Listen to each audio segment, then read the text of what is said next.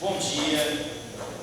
Hoje é uma honra a gente receber aqui a diretora, roteirista de cinema, de TV, dramaturga, teledramaturga, Márcia Zanelato, que está inclusive com peça em cartaz no Sesc Tijuca até 17 de junho. Depois a gente fala, antes de encerrar a mesa, também sobre essa peça, e que foi roteirista da série República do Peru, pela TV Brasil, entre outros trabalhos. Inclusive indicada ao Prêmio Shell 2025 na categoria Melhor Dramaturgia pela peça Devora-me. Já recebeu um prêmio Kikito, que é um prêmio muito prestigioso do cinema nacional, pelo filme Juventude, com Domingos Oliveira, que vocês talvez ainda não saibam quem é, mas muitos aqui que irão para o campo da comunicação, do cinema, saberão quem foi Domingos Oliveira. E a Márcia também desenvolve pesquisa de mestrado na Unirio, no PPG-AC, sobre a reescrita de personagens femininas de Shakespeare. Eu queria muito entrevistar a Márcia para o meu pós-doutorado em comunicação lá na PUC-Rio, mas quando eu procurei a Márcia, eu estava entusiasmado com outra mesa que eu já estava organizando para cá, que vai ser terça que vem, para pós-graduação, e vendo as mesas maravilhosas que eles estavam fazendo lá no departamento de comunicação da PUC-Rio, na semana de comunicação, eu falei com a Márcia, a gente poderia fazer, uma das possibilidades seria uma mesa no Pedro II com os alunos lá do Campus Centro. E ela gentilmente, generosamente topou, está aqui conosco absolutamente voluntariamente. Falei isso para ela, que eu ia dizer isso. Então, motivo pelo qual eu tenho que agradecer redobradamente. E como vocês leram os capítulos do Utopia Urbana, o bairro, o prédio do Gilberto Velho, as etnografias de Copacabana que estão nesse livro, e vocês estão agora estudando a chamada Nova Sociologia Urbana, que é até ponto nodal de prova, né? Discutindo conceitos como reestruturação urbana, gentrificação. A gente veio agora pela garagem falando disso, da gentrificação dessa região, valor de uso, valor de troca da cidade, cidade vista como mercadoria. Então tem tudo a ver o papo que a gente vai ter hoje sobre a série República do Peru, que a Márcia criou e roteirizou para a TV, que se passava ficcionalmente em Copacabana, tinha até umas externas gravadas em Copacabana, e ela vai permitir que a gente conheça um pouco mais o processo criativo dela, a dimensão profissional da produção audiovisual, que marca a gente como telespectador, mas a gente não conhece como a magia é feita, e ela já trabalha desse outro lado da tela, né? Ela faz a magia acontecer. Então, Márcia, muito obrigado pelo seu aceite. Eu tenho umas perguntas para direcionar nosso papo, mas antes eu vou te passar o microfone para você falar com ele.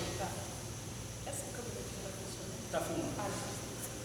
filmando. Gente, bom dia. É porque ela Bom dia. Quando o professor me deu essa possibilidade de estar aqui com vocês, eu achei irresistível. Principalmente porque eu quero ouvir vocês, né? Porque eu tenho vontade de saber o que vocês pensam, quais são os sonhos de vocês, o que vocês querem, que futuro tem no coração de vocês, como vocês imaginam o futuro, né? Enfim, vocês são muito preciosos, cada um de vocês aqui. Vocês optaram por ficar um pouco mais longe, mas eu queria contar para vocês que eu morro de curiosidade sempre que vocês começam a falar entre si. Tipo, você estava dando uma risada aqui agora, junto com eles dois, e eu já estava assim, ó, o que será que eles estão falando? Então, se vocês quiserem chegar um pouco mais para frente e abrir os comentários, assim, não tem julgamento, não. Eu sei que não pode falar indecência, né? Vocês vão ter que se controlar nesse sentido. Mas se vocês quiserem abrir, olha, ele do capuchinho está falando ali, eu já estou curiosíssima. Não, fica com o seu capuchinho, estava lindo. É curiosidade mesmo do que vocês estão pensando, sentindo, enquanto a gente está aqui falando as coisas, né? Então, se vocês quiserem chegar mais e abrir, podem me interromper a qualquer momento. Tudo que vocês quiserem falar interessa, mesmo que não tenha diretamente a ver, mas se rolou aí na cabeça de vocês, me interessa ouvir, tá? E sim, vamos falar de criatividade, imaginação e e essa coisa tão fascinante que é o mundo das séries de TV, como que a gente chega nesse lugar, né, de criar uma série de TV? Tem muitas, vocês consomem muitas séries de TV, não é isso? Consomem? Alguém não gosta de séries de TV? Todo mundo está nesse momento vendo uma série, pelo menos uma série de TV, né? Todo mundo, né? Eu imagino que seja assim, o principal produto cultural desse momento. Dessa faixa etária? Dessa faixa etária, principalmente. Vocês sentem falta de séries que falem sobre questões que vocês estão vivendo e que vocês ainda não viram? Ou vocês, pelo contrário, sentem que o que vocês estão vivendo está muito bem retratado lá? Como que bate?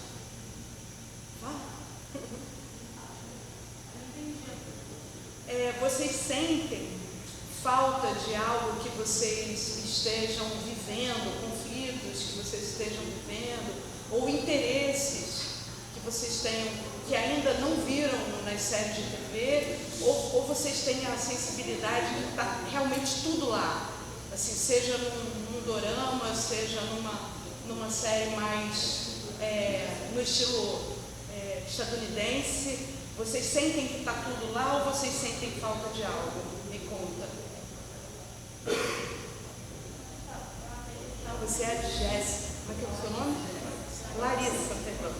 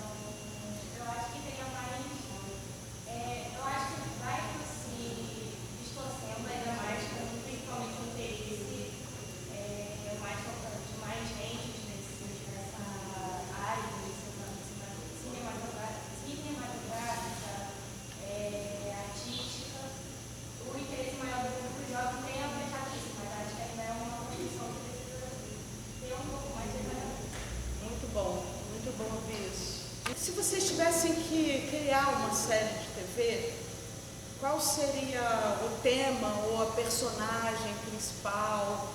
Sobre o que ela falaria? Alguém diz? Isso não variaria como o tema composto pela série? Porque, por exemplo, se eu escolher fazer uma série que aborda aspectos de desigualdade social em classes mais pobres, Sim. eu vou pegar um personagem que retrata grande parte dessa classe social. Isso. Como, por exemplo, uma pessoa negra, às vezes até a mulher para ter outra visão também do machismo nessas áreas. Por aí vai. Eu diria que varia conforme o tema proposto. Sim. Você percebe que você propôs um tema? Ela propôs um tema, né? Ela propôs um tema e um território, né? Interessante, né? Alguém mais pensa em alguma coisa, assim, E uma sempre ideia? o roteirista ele pode propor, sempre porque o que Larissa colocou, eu acho que é interessante, da série como produto de encomenda, né? Sim. O roteirista ele recebe, alguns roteiristas às vezes têm alguma margem de proposta. Eu quero propor uma série. Eu lembro que Tapas e Beijos, por exemplo, inicialmente eles queriam fazer relações de trabalho no Saara, aqui. Sim, Aí a Globo sim. na época estava com um filme que se passava no Saara, portanto não poderia ser. Olha, E aí, André Beltrão e Maurício Faria dão a ideia para o Cláudio Paiva de fazer em Copacabana. Sim. Mas o que ele queria era abordar relações de colegas de trabalho. Sim. E ele queria, aí o território mudou. Aí muda tudo. Mas é interessante, nem todo roteirista sempre pode chegar com uma proposta, né? Muitas vezes você recebe uma... Porque, por exemplo, isso já encaixaria uma coisa que eu queria perguntar, que eu acho que dialoga com isso que você está trazendo para eles. Por que Copacabana? Existia alguma relação sua com o bairro? Ou tinha uma discussão sobre a cidade que a série queria trazer? Qual a narrativa da série República do Peru que eles provavelmente não conhecem? Alguém aqui conheceu já a série República do Peru? Então, você podia contar um pouquinho da narrativa para a gente? Foi a última obra com a Lei de Francisco, né? Foi. Uma atriz que eles também provavelmente não conhecem. O Camilo e eu conhecemos, mas Tem tudo a ver com isso. vamos passar. Olha, como é teu nome? Larissa também. Larissa São duas também. Larissas Larissa e Manuel. Na verdade, eu tenho uma posição de grande privilégio no República do Peru, porque é um raro caso em que uma criação, eu fui criadora, entendeu? Uma criação é produzida. Então, eu estive lá, trabalhei 2 anos nessa série e a gente conseguiu, em parceria com uma produtora, ganhar um edital chamado Fundo Setorial da Audiovisual. É importante vocês saberem que existe, o governo federal tem uma verba, um dinheiro, um fundo totalmente voltado para a produção de cinema. Por isso que o cinema brasileiro não para, independente de quem esteja na presidência. É claro que se a gente tiver um presidente que não se interessa em manter esse fundo, ele vai conseguir formas de acabar com ele. Esse é o perigo. Mas, se não houver essa ideia nefasta, a gente vai ter leis, mecanismos, né, a partir do governo federal para manter uma produção nacional de audiovisual se mantendo. Então, a minha série é diretamente beneficiada por esse mecanismo, né, que recebe o dinheiro de toda a sociedade brasileira. Isso aí é um privilégio, porque não são muitos. A vida do roteirista, alguém aqui já pensou em ser roteirista? Não? Alguém aqui já pensou em escrever histórias? Olha, dois. A vida do roteirista, a vida assim de pagar boleto, de ter dinheiro para pagar o aluguel no supermercado, etc., ela geralmente é de participação em salas de roteiro. Você é contratado como colaborador, né? Vocês conhecem, vou falar a língua de vocês agora. Vocês conhecem o canal Porta dos Fundos? Sim. Todo mundo conhece Porta dos Fundos, né? Eu fui chefe de roteiro do Porta dos Fundos. Entendeu? Aquela sala ali é mó barato. Aliás, eu vi um vídeo ótimo deles hoje de manhã. Mas são roteiristas contratados para trabalhar dentro de uma linguagem, que é a linguagem do Porta dos Fundos. Vocês podem não perceber de cara, mas ali, todos os roteiros do Porta dos Fundos, eles têm o mesmo tamanho, a mesma duração aproximada. Eles têm um tipo de humor, claro, tem a assinatura de Porchat, escreve diferente do Gregório, por exemplo, que escreve diferente do Mateus, que escreve diferente da Manuela, mas tem um tipo de humor que é próprio do Porta dos Fundos. Então, os roteiristas são contratados para trabalhar para o Porta dos Fundos, certo? Eles não têm, a princípio ali, não tem projetos do roteirista, nem o roteirista contratado para escrever alguma coisa que não seja a cara do Porta dos Fundos, entendeu? Então, é um mercado que trabalha muito com prestação de serviço, por incrível que pareça. Rede Globo, Netflix, as produtoras contratam muitas pessoas, já vou te passar a palavra, muitas pessoas para trabalhar em projetos, mas é muito difícil você conseguir o que a gente conseguiu com a República do Peru, que foi criar um universo narrativo com os seus personagens, com o seu território, explorar o que a gente queria explorar ali, conseguir uma produtora parceira, a produtora levar o projeto à frente, inscrever no edital do Fundo Setorial, a gente conseguir ganhar o Fundo Setorial. E vocês podem ver o República do Peru, eu acho que está na Prime. Isso já tem mais de 10 anos, essa série já é antiga e ela ainda está circulando, ela está na Prime Video, entendeu? Então, para começo de conversa real, você entra como para atender demanda. Normalmente você entra para atender demanda. Mas o que eu quero estimular em vocês é que vocês entrem para criar demanda. Imaginar seus projetos. Faz a tua pergunta. Como é teu nome?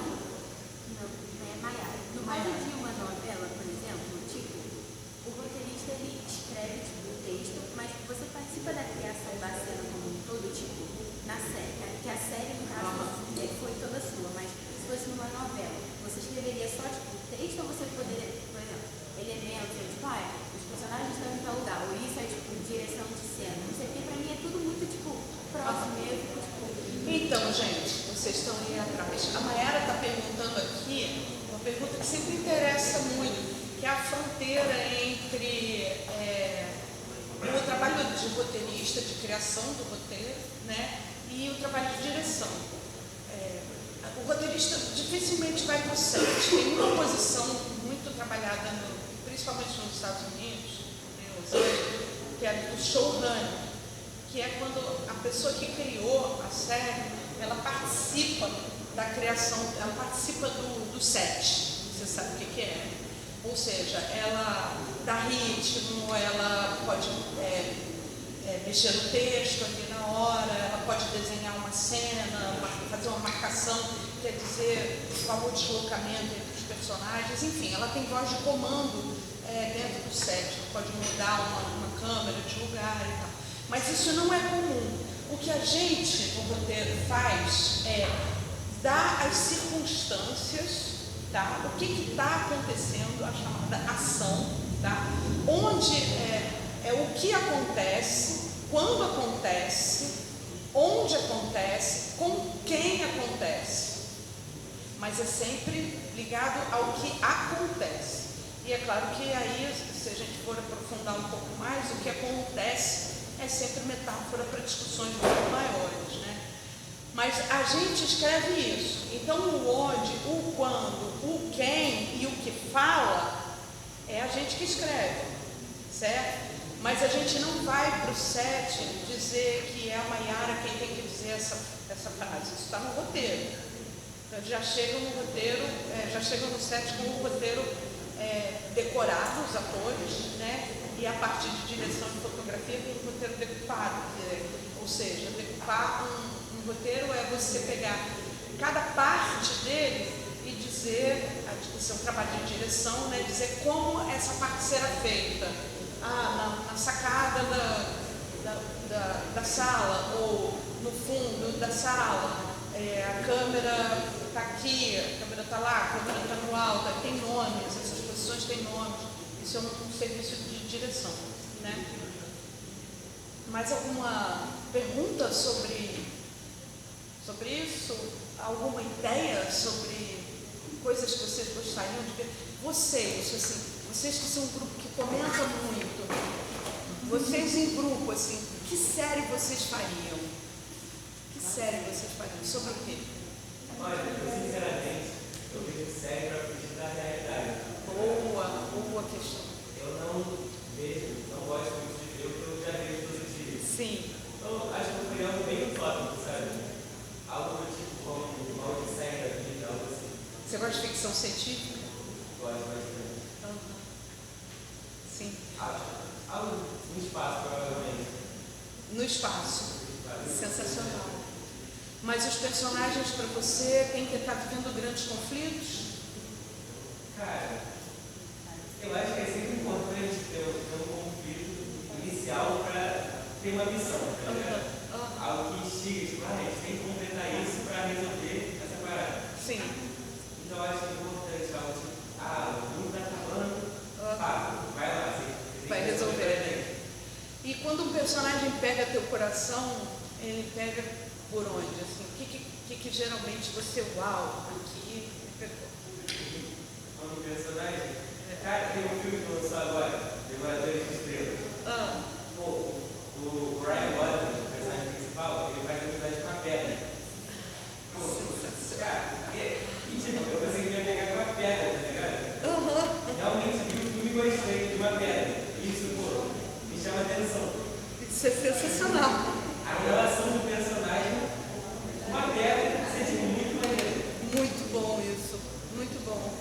Você não imagina como você está sendo decolonial. Já ouviu essa palavra, decolonial? Você está sendo muito decolonial o que você está pensando. Depois a gente pode aumentar essa conversa. Mas a ficção científica hoje, ela tem também tem uma outra vertente de criação na ficção científica, que é a chamada ficção visionária. Isso é o topo da criação desse momento. Que realmente, tem tudo a ver com o que você falou antes. É a gente criar outras formas de viver, como essa, em que uma pedra tem o estatuto de pessoa, tanto quanto um humano. O interesse maior nisso é a gente observar uma forma de existir em que o humano seja tão importante quanto uma pedra. E se você for considerar por que a gente está pensando nisso agora, é porque essa ideia de colocar o humano acima de todas as coisas não tem dado muito certo, né? A gente está num nível de destrutividade no nosso planeta inteiro, que está se tornando insuportável. Então eu vejo vocês, um futuro para vocês, provavelmente eu não vou estar mais aqui daqui a 40, 50 anos, mas vocês vão estar, em que o humano seja tão importante quanto uma pedra, quanto um vegetal, quanto o mundo animal, entendeu? Que a gente elabore um outro olhar. E claro, como diz uma autora da ficção visionária, um mundo pós-racismo, óbvio, entendeu? Porque não só a gente se deslocaria desse humano, mas também dessa ideia de humano contornada pela raça. Então, depois a gente tem que conversar, porque eu queria que você lesse algumas coisas que eu acho que vão te dizer muito ao coração, e quem sabe você tem aí um potencial criador de ficção visionária, você, né? Mas vamos às perguntas. Não, aproveitando esse gancho que a Mayara estava trazendo, como é que fica a questão da autoria? Por exemplo, na República do Peru, você tinha colaboradores, colaboradoras. Qual é a diferença entre escrever para TV, para teatro ou para cinema? Como foi fazer essa série específica, pensando nessas diferenças? Porque, por exemplo, já vejo uma coisa muito interessante aqui, né? É uma dramaturga que chega e você consegue a plateia, né? Mas tem uma diferença, né? O público do cinema, da série, que é aquela coisa que você assiste um episódio, você tem que ser convidado a voltar no episódio seguinte. E da peça também, né? Eu ia também te perguntar qual foi a atuação dos pesquisadores e pesquisadoras de roteiro, porque ainda tem isso, né? Sim. Tem pesquisador de roteiro e pesquisador de direção.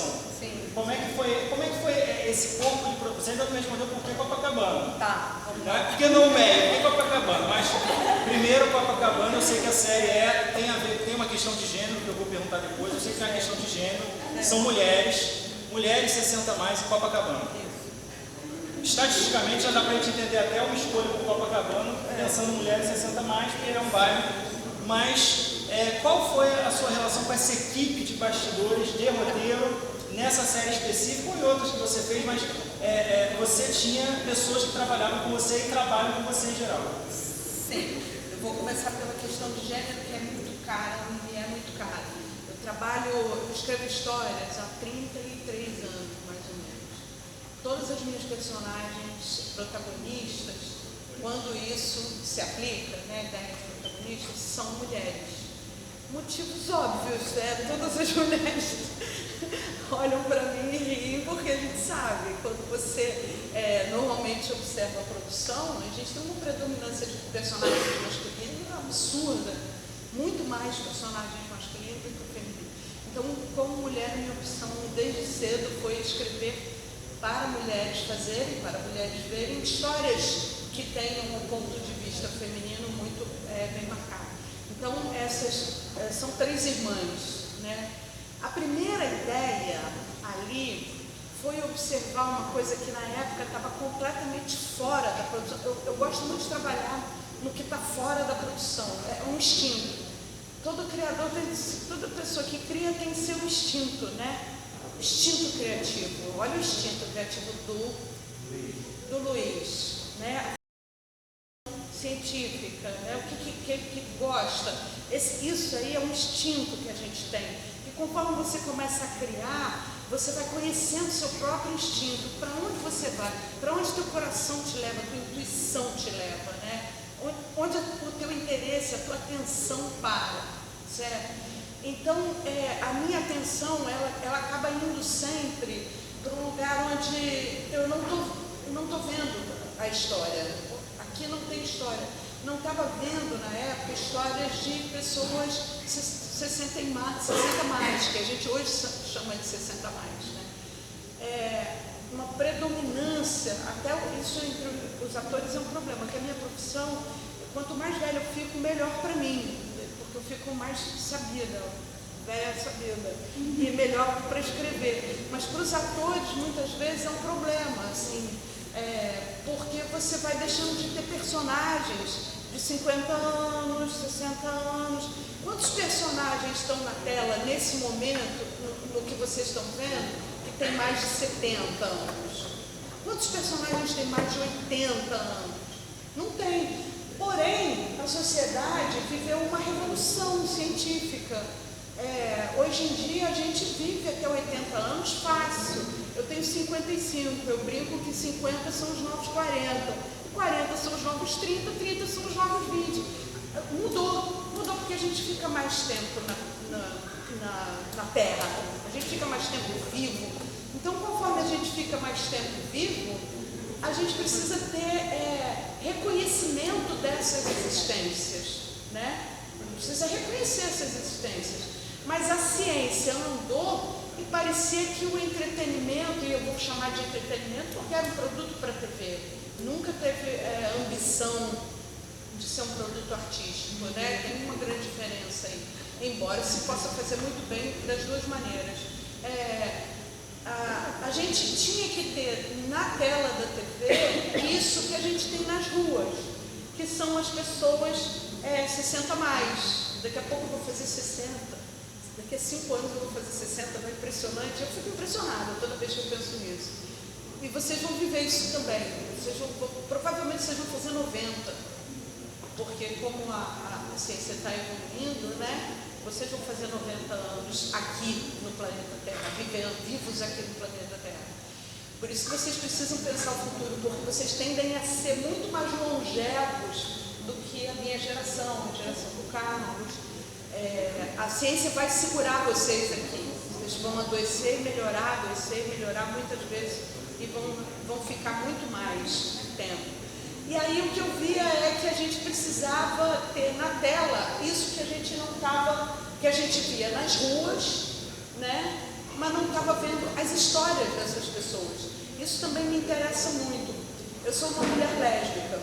Eu passei anos da minha vida sem ver histórias de amor entre mulheres nas telas. Hoje em dia vocês veem, né? Hoje vocês veem com relativa frequência. Mas há 10 anos atrás não existiam mulheres que amavam mulheres pela narrativa audiovisual. Nem na novela, nem na série, nem em alguns poucos filmes. Então você, de alguma forma, qual é a mensagem que a narrativa está me dando? É que eu não existo, né? É que as minhas histórias de amor com mulheres, elas não existem. Ou que elas, pior ainda, que elas não deveriam existir.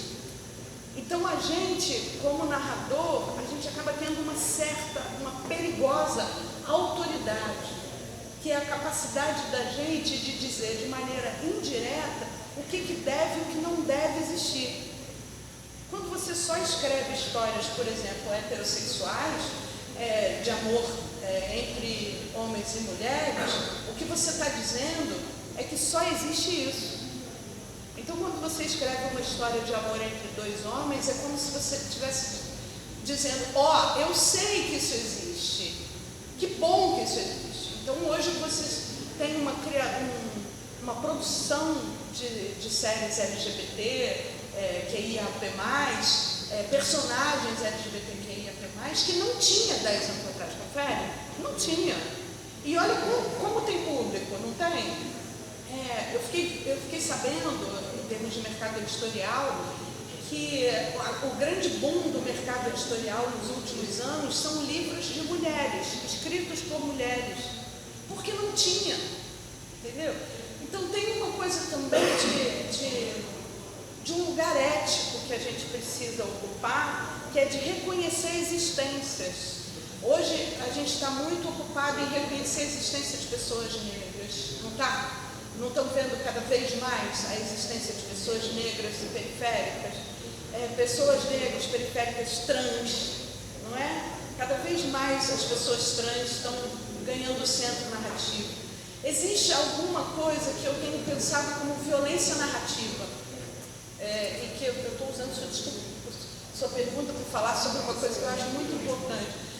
Eu tenho pensado nisso, em violência narrativa, porque quando eu só conto um tipo de história, eu estou dizendo que as outras não existem, eu não estou reconhecendo a existência delas, entendeu? Então tudo isso para contar que ali a minha preocupação não é uma palavra meio pesada, né? Mas o meu maior interesse era reconhecer a existência de pessoas idosas, que a gente chama idosas, porém num ambiente cômico. Tá? E isso é muito importante. Por quê? Porque eu queria muito que a gente visse que se a gente continua a viver, quanto mais a gente continua a viver, isso não quer dizer que a gente tem que ficar velhinho num cantinho, numa cadeira, fazendo crochê, ou reclamando da vida, ou fazendo fofoca dos parentes e dos vizinhos. Não, a gente quer namorar, né? E aí o ambiente da praia tinha tudo a ver com isso, Copacabana tinha tudo a ver com isso, entendeu?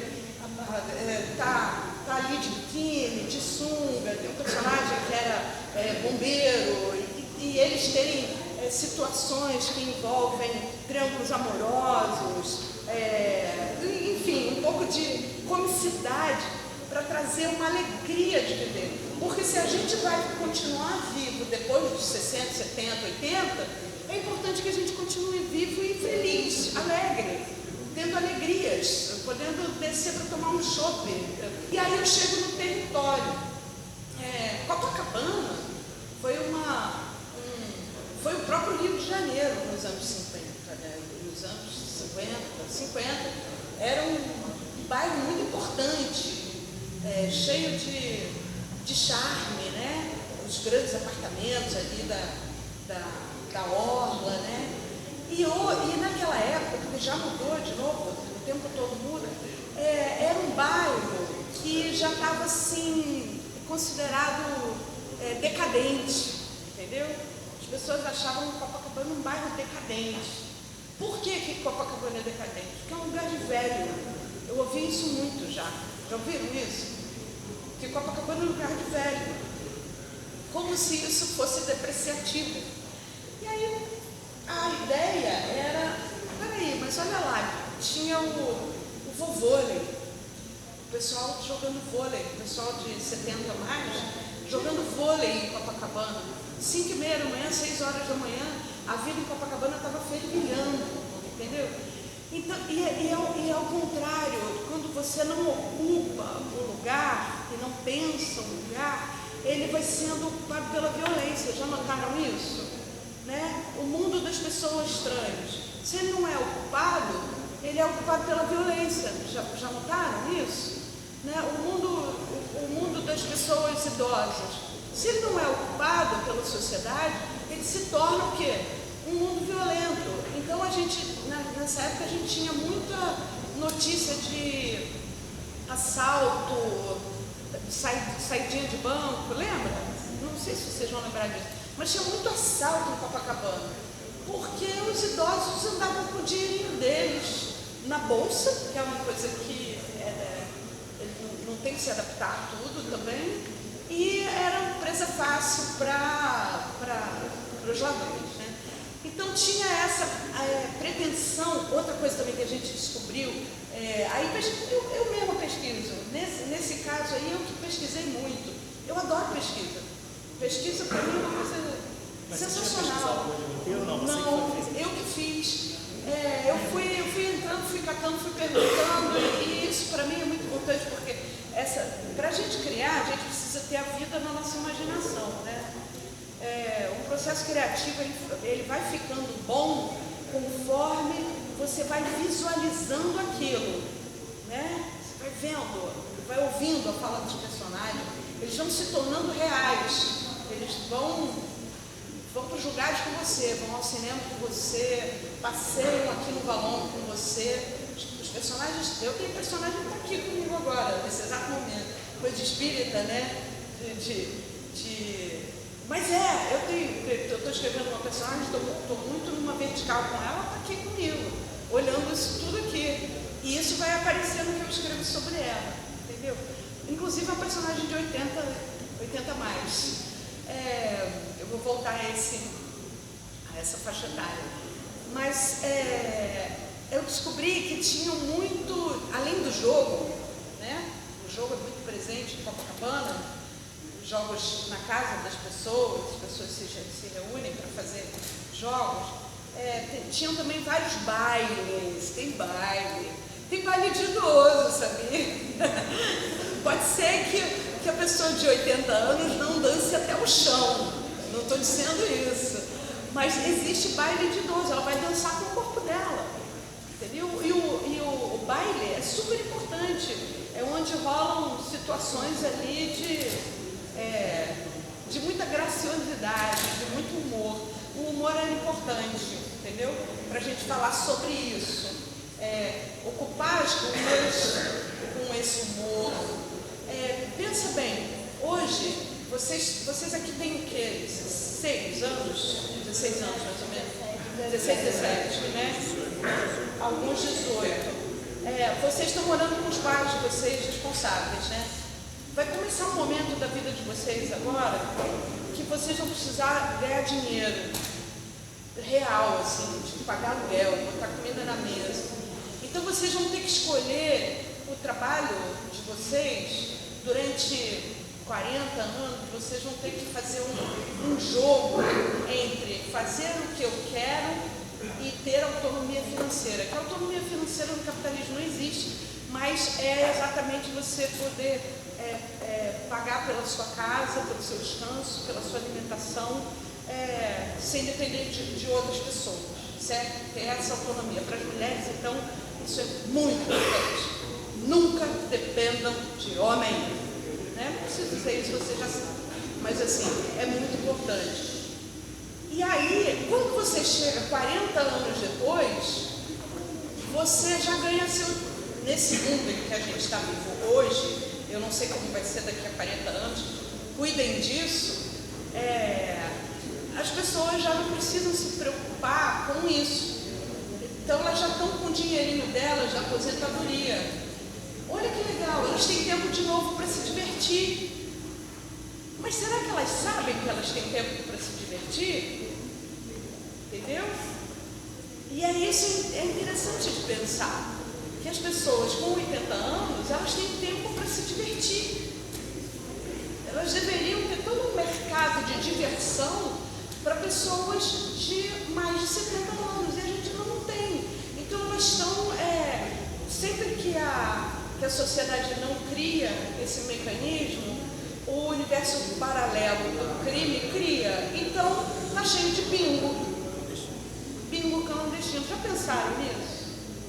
Cheio de idoso no bingo clandestino. Por quê? Porque a gente não pensa ambientes de diversão para pessoas idosas, sempre reiterando que é como se elas não tivessem que existir. Vocês já sentiram isso? Que de alguma forma a sociedade te diz que você não deveria existir? Ou que você não precisaria existir? Já tiveram essa angústia? É estranho, né? Que a sua existência não é importante. Pesei o clima, hein?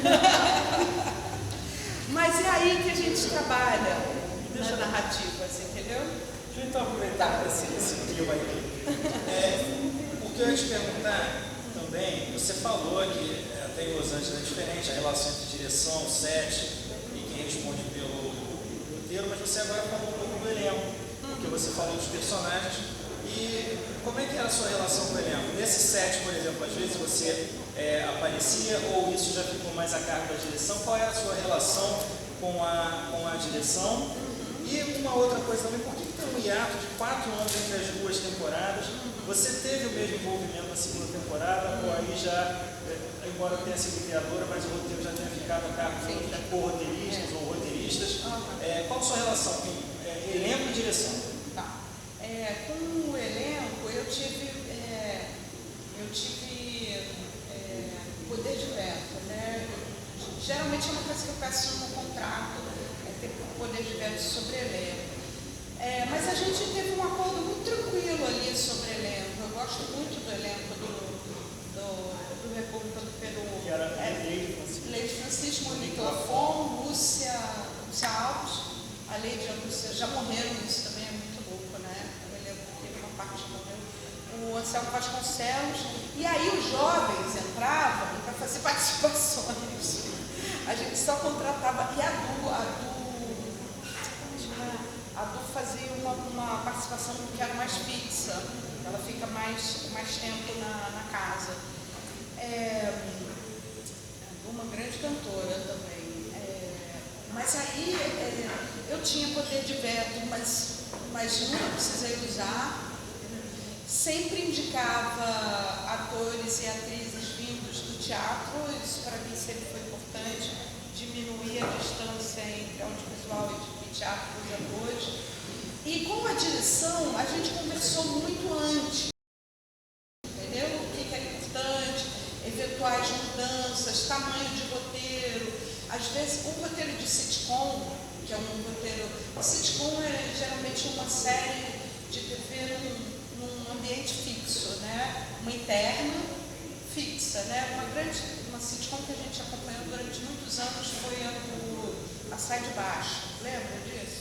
Que ela é uma sitcom brasileira, né? Isso, exatamente. Então, é um cenário fixo e muito diálogo, né? Mas essa sitcom tinha algumas externas, principalmente por ser Copacabana, a gente ia. Externa é quando você vai filmar na rua, né? Você vai gravar fora do ambiente fechado. Então, ali, às vezes, a gente tinha que rever a quantidade de diálogo, porque dependia do ritmo dos atores. Às vezes, também tem uma coisa, a fixação de memória em personagens da cidade é diferente, entendeu? Então, não adianta você colocar muito diálogo, porque não vai decorar, e aí vai ficar mais difícil, o set vai ficar mais lento. Então, às vezes, você tem que revisar essa questão. Toda produção tem suas particularidades, né? Então, nesse caso, às vezes, tinha que revisar os diálogos. Às vezes, estavam muito longos, para a quantidade de coisas que dava tempo de falar no set. E tinham coisas assim, relativas ao orçamento, que não tem como você participar de todas as decisões, entendeu? Tem algumas que eu lamento, assim, eu falo, puxa, vai cair uma externa que era muito importante, mas não tem dinheiro para fazer. Se não tem dinheiro para fazer, é difícil também, né? O roteirista fica numa situação que quando o roteirista não é o produtor, o criador não é o produtor, ele não tem controle da planilha, do orçamento. Então, às vezes, você bola uma cena que não vai dar para fazer, porque não tem dinheiro para fazer. Então, nesse sentido, sim, às vezes a gente tinha que revisar as cenas, tinha que tirar da externa, botar para a interna, cair uma cena para o set ficar mais curto. Um set de audiovisual, ele tem no máximo 10 horas de trabalho com todo, e demora muito para preparar a luz. Se a gente vai filmar dentro dessa sala aqui, a gente tem que preparar a luz, preparar todo o cabeamento de áudio também, para captação de som. Então demora muito. O tempo de cena mesmo, o valendo até o corretor, é 40% do tempo do set, entendeu? É muito pouquinho. Quer dizer, tem diretores que conseguem fazer mais, diretoras, vamos falar diretoras para plasmar, né? Quem dirigiu o República? Foi a Carolina Paiva, foi uma diretora, entendeu? E produtora também, diretora e produtora. Tinha mais uma pergunta dessas aí. Se vocês quiserem fazer perguntas também, fala. Eu acredito que você já fez produção para teatro, cinema e ópera também. Para esse você pensou primeiro, tipo assim, na ideia da obra, e aí depois, com base nisso, qual meio você iria inserir ela? Ou então, primeiro você decidiu, quero fazer uma série. E aí, com base nessa ideia de fazer uma série, veio a ideia do tema da série. Tá, então, gente, ela está falando aqui sobre uma questão importante, que é a relação entre tema e formato, né? Tema e linguagem também. Essa, imediatamente eu sabia que ia ser uma série, que ia ser uma sitcom. Foi chamada para fazer? Não, eu que criei mesmo. Eu quero fazer uma sitcom. Isso, porque assim, eu falei, cara, isso era uma... A ideia veio muito... Eu sou da galera que acha que não existe diferença entre forma e conteúdo, entendeu? A ideia já veio muito, o conteúdo, né? Já veio muito com cara de série, de sitcom, mais do que com série, porque a série e a sitcom tem grandes diferenças narrativas, né? E eu sabia que era uma sitcom, até porque você precisa ter um ambiente um pouco mais controlado, porque você precisa garantir algumas seguranças para o elenco, né? Então, fazer uma série para idosos, em que tem batida de carro, né? Uma série de ação, crimes, ação, não, né? Não, né? Vamos lidar com o corpo das pessoas, do jeito que ele é. Então, um ambiente um pouco mais controlado ali, dentro de casa, mas ao mesmo tempo que tivesse uma série de atividades externas, a praia, o bar onde se toma chopp, o lugar onde se dança, né?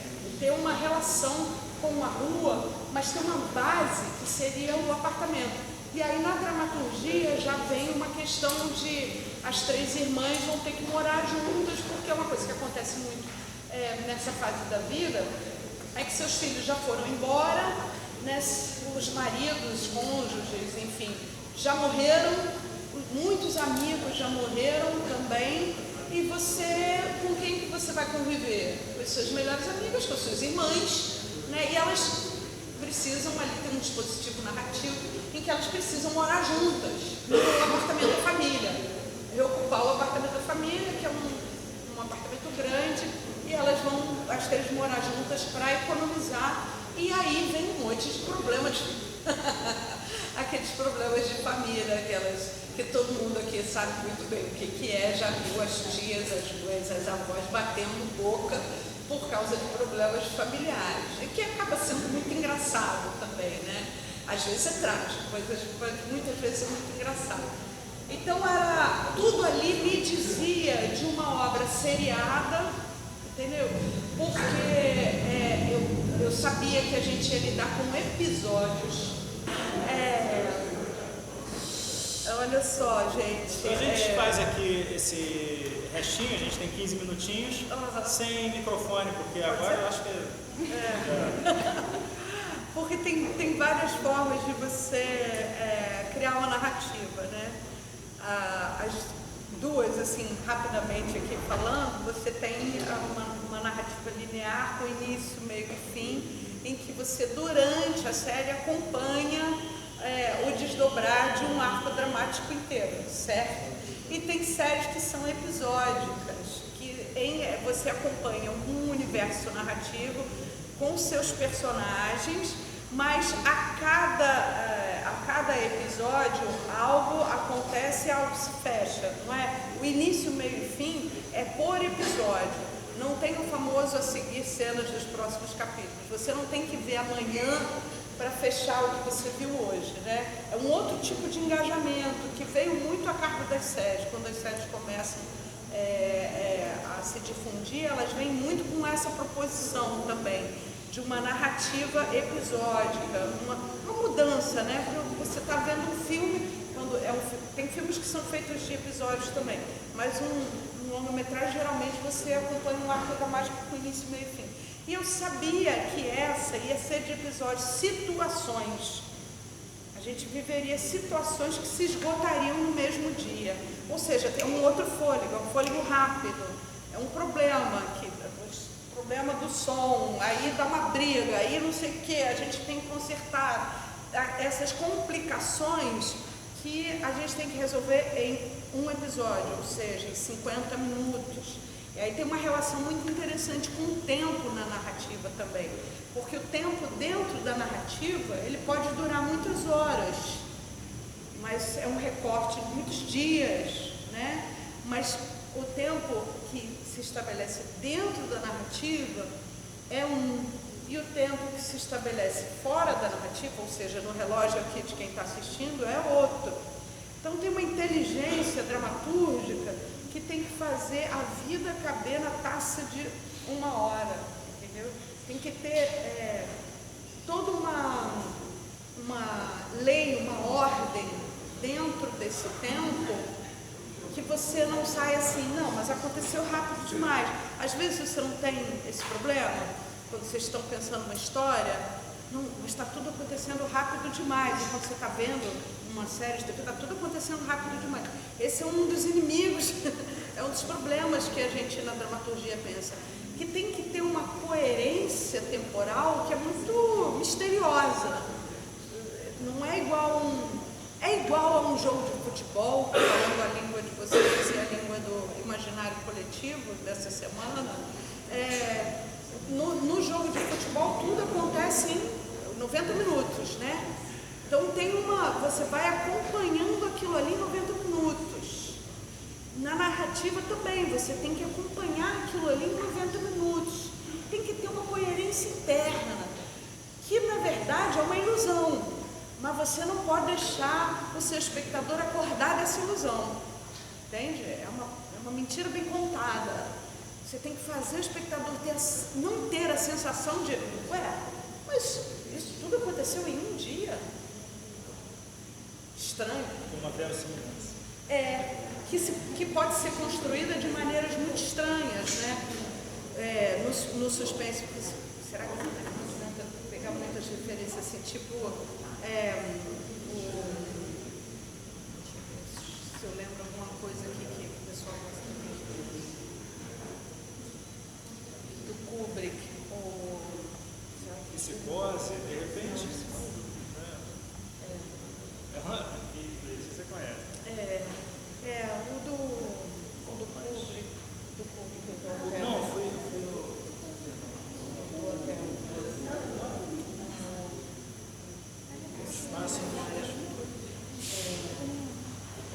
Não, é um filme, eu estou esquecendo o nome do filme, mas ele vai vir já.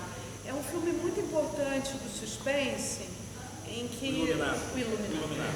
Tem um escritor que precisa terminar de escrever o livro dele, que é o próprio Stephen King, que é um gênio, né? E ele aceita uma proposta horrível, que é passar um mês dentro de um hotel nos Alpes, que é um hotel que durante um mês fica praticamente ilhado em neve. E esse idiota aceita. Por que ele aceita isso, meu Deus? Como é que você vai ficar um mês dentro de um hotel ilhado em neve? Isso é uma coisa horrível, mas ele aceita. E você não pode duvidar que é bom ele aceitar isso. Porque se você duvidar que é bom ele aceitar isso, você não assiste o filme, porque é claro que dá merda. É óbvio, entendeu? Mas ele tem que ter motivos para aceitar. Então, eu estou falando isso porque às vezes você tem que criar uma coerência interna, entendeu? Que não é uma coerência que você, na sua vida, aceitaria ficar um mês dentro de um hotel ilhado, de neve. Por que você aceitaria isso? Mas aquele personagem aceita. Então, essas criações de coerência interna, elas nem sempre são realistas, entendeu? E aí é um assunto de mil anos, né? Me fala. Você falou que trouxe personagens, atores, né, do teatro. Sim. Teve alguma diferença da atuação? Porque a atuação do teatro é diferente da atuação do cinema. E como eles eram do teatro, vocês tiveram que reestruturar como eles atuavam? Olha, alguns atores de audiovisual não fazem teatro. E alguns atores de teatro não fazem audiovisual. Isso existe. Por exemplo, o caso clássico é Glória Pires. Glória Pires nunca fez uma peça de teatro. e é uma das maiores atrizes brasileiras, né? A base é o seguinte, a interpretação no teatro, ela é para uma boca de cena, que por maior que seja, não é o olhar de uma câmera, entendeu? Então é uma interpretação que trabalha com tamanhos muito específicos, né? A interpretação para a câmera, normalmente o ideal é que você faça muito pouco, entendeu? É o mínimo. E ali o olhar é muito importante. A sua capacidade de expressar sentimentos muito íntimos, com um mínimo de expressão, principalmente facial, assim, tipo, levanta a sobrancelha, eu sou o tipo que levanta muito a sobrancelha. Isso para o cinema é muito ruim. Mais naturalidade, né? Essas caras que a gente faz, normalmente, falando, isso para o cinema é muito ruim. Porque ele vai ficar uma cara imensa na tela, né? Ninguém tem uma cara daquele tamanho que aparece na tela. Então a gente ali está naquele foco, né? Que é realmente desproporcional para o que o olho da gente consegue ver longo, né? Ao mesmo tempo, é como se eu estivesse sempre vendo aqui, muito pertinho, entende? E aí o cinema tem a música, o Hitchcock falava isso, né? O cinema é primeiro áudio hitchcockiano ali. Eu confundi aquela hora, mas ela já falou, eu já assisti. Eu falei Hitchcock lá, o corpo fala. O Hitchcock dizia isso, que o cinema é mais áudio do que visual. E a cena de Psicose, a música é a coisa... Aquela mulher, você pensa naquela cena sem a música, aquela cena clássica, como dirigir a colega, vocês me perdoem. Mas todo mundo já viu essa cena, que ela está lá tomando banho. Bota uma música romântica ali. Casa, tudo bem. Você não vai sentir medo da mulher tomando banho. Você se apavora com aquela música. Virou a música do suspense, né? Suspense barra terror. Porque você sente o medo da música, não é o que você está vendo. Se você está vendo exatamente a mesma coisa com outra música, então a música, por exemplo, é muito importante. A fotografia, fotografia é diferente de fotografia de foto, né? No cinema, a fotografia é a luminosidade da cena.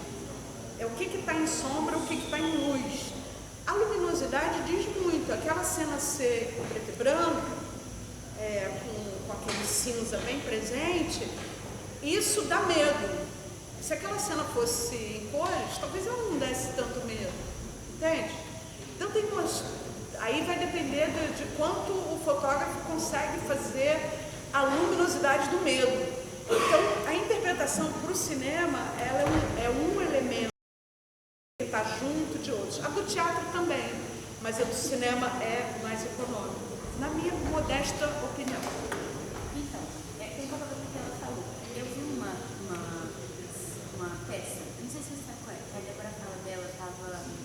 Então, Prima fase. isso. E eu achei, muito genial como a autora conseguiu, em 2 horas, colocar tudo aquilo ali. E aí eu ia perguntar, como é que é escrever pro teatro? Porque na minha cabeça, a gente tem que pensar de uma maneira muito, sabe? Eu quero saber como é que é pra você que escreve, uma série, escrever pro teatro. É totalmente diferente. Olha, ela está me perguntando aqui, eu sei que vocês não estão nem um pouco interessados nisso, né? Mas ela está me perguntando aqui qual a diferença de escrever para teatro, escrever para uma série de TV audiovisual. As leis da trajetória do herói acabam valendo muito mais da estrutura clássica, que é a linearidade, né? Início, meio e fim, causalidade, né? Saltos qualitativos em quantidade. Ela acaba valendo muito mais para o audiovisual do que para o teatro. O teatro é o reino da invenção, entendeu? A peça que estou indicada a prêmios, semana que vem vai ser a cerimônia do prêmio, tomara que eu ganhe. Estou achando que é o Gregório que vai levar, não sei, mas é o território da invenção. Porque no teatro, eu falei agora que o ator de cinema, né, ele tá debaixo de muitas camadas, né? A interpretação, ela é uma composição junto de muitas camadas, né? Mas no teatro, a interpretação do atuante é a base de tudo. se você escreveu bom teatro, a Susan Miller, que escreveu Prima Facie, eu vi 2 vezes, eu tenho uma peça, já li, peça incrível, se quiser eu te mando para você ler.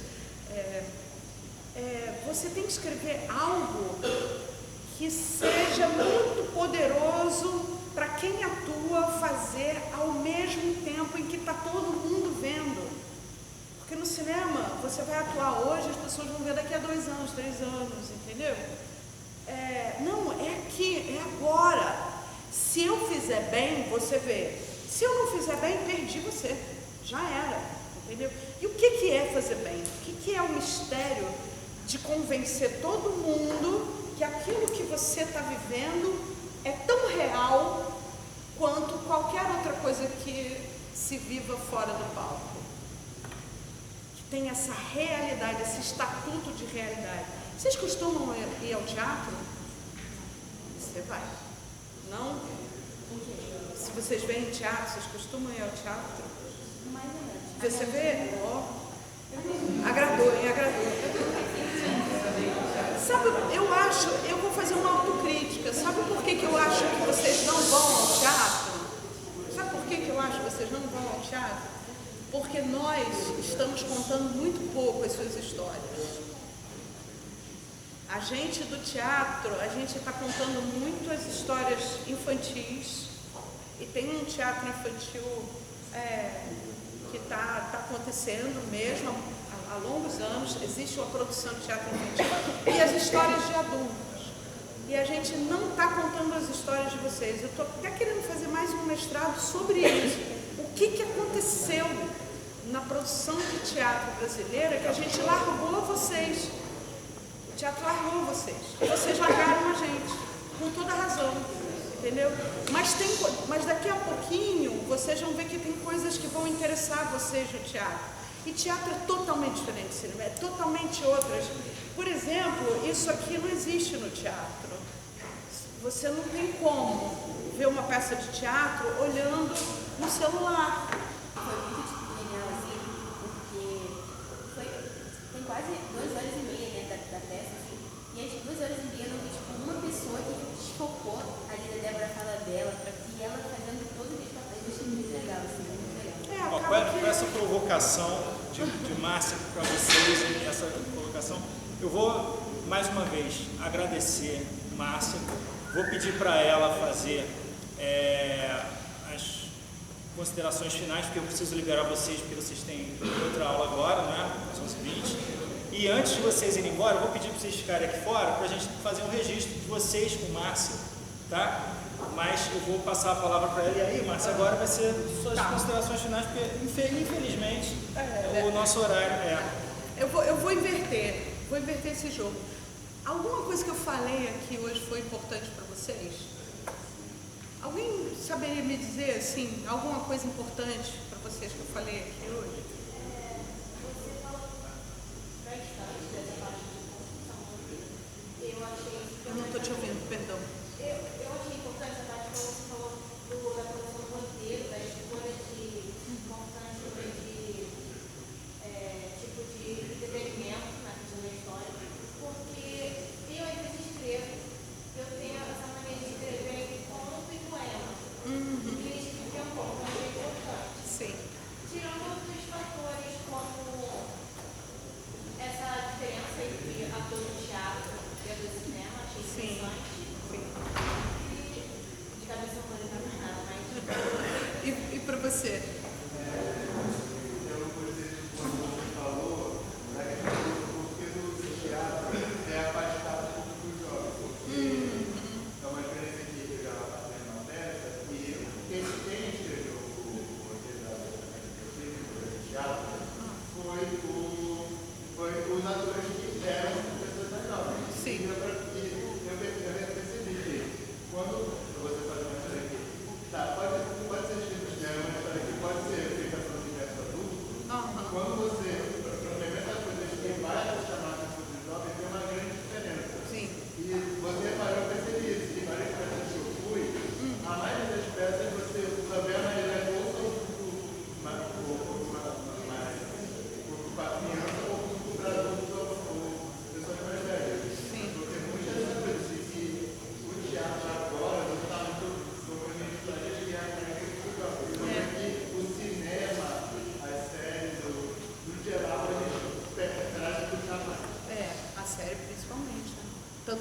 todos estão vendo na série.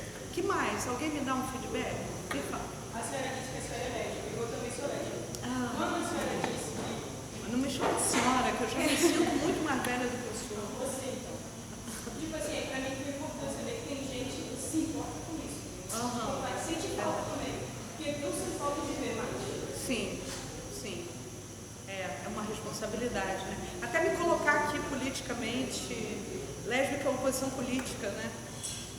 Eu quando estou num grupo de jovens, eu sinto que é muito importante que eu diga, porque é importante que você se reconheça em mim, que eu me reconheça em você, né?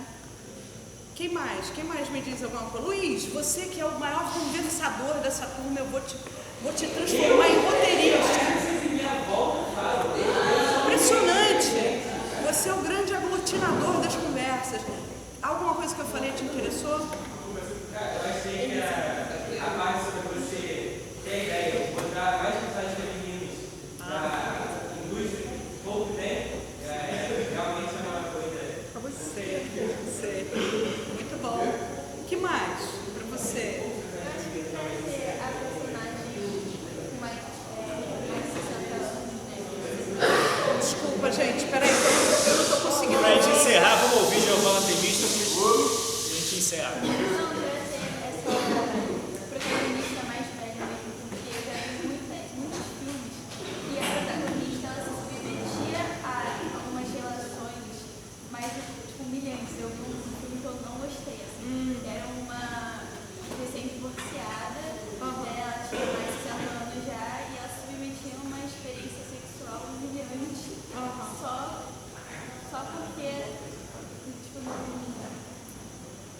ela não tinha acesso a pessoas da idade dela para essas experiências sexuais. Sim, E entendi. eu já vi um dos filmes que era a mesma narrativa e eu fiquei tipo, meu Deus, olha como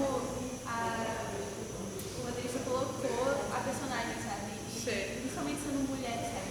É importante trazer essa personagem, principalmente feminina e mais velha também. Gente, tem muitas histórias para serem contadas, mas isso vai depender do quanto vocês acreditam na capacidade de vocês de imaginar, de ver onde não está sendo contado.